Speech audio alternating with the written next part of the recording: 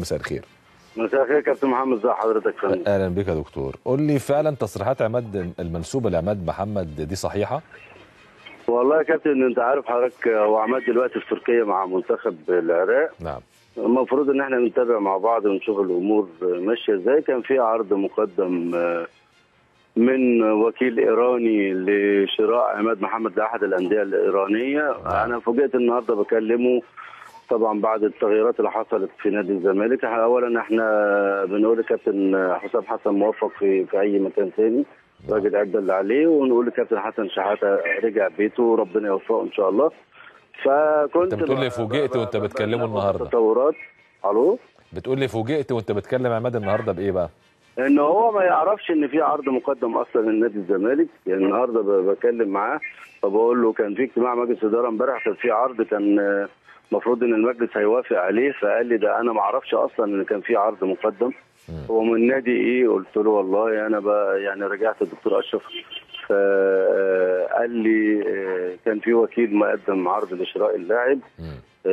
بس انت عارف بعض الوكلاء ما بيرضوش يفصحوا عن النادي. نعم. عشان ما حدش يخش عليهم فيه، يعني لانه انت عارف عماد انا وكيله في القاهره وله وكيل في ايران. فقال لي لا انا لغايه دلوقتي ما اعرفش، ومفروض ان نتابع الامر ونشوف.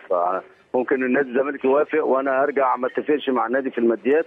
فالمهم اتطرقنا لان الكابتن حسن شحاته هو المدير الفني لنادي الزمالك، واعتقد يعني انا بقول له اعتقد ان الامور ممكن تكون فرصتك افضل.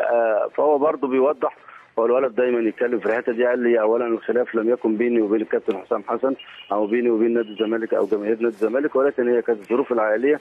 ولكن في ظل وجود الكابتن حسن شحاته ممكن الامور يعاد فيها التفكير مره ثانيه. ولكن هو برضه بيرجع يقول لابد نشوف راي الكابتن حسن. ممكن الكابتن حسن يقول لك انا مش عايزه. نعم. فالقرار في الاول وفي الاخر هو قرار المدير الفني الكابتن حسن شحاته.